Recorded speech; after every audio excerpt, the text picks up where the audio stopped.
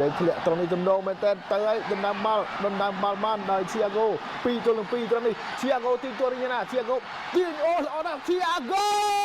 នៅសល់មួយទៀតពេលប្រាក់ខ្វាមេ2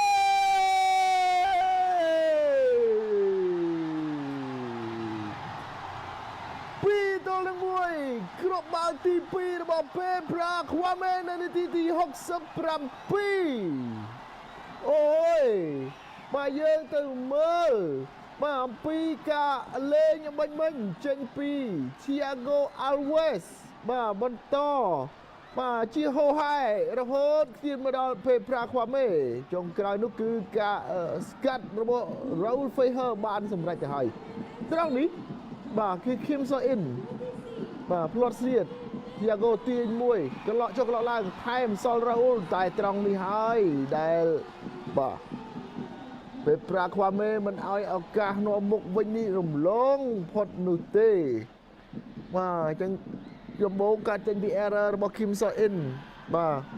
ឆក់យកបាល់បានដោយបាទ Thiago Alves បាទ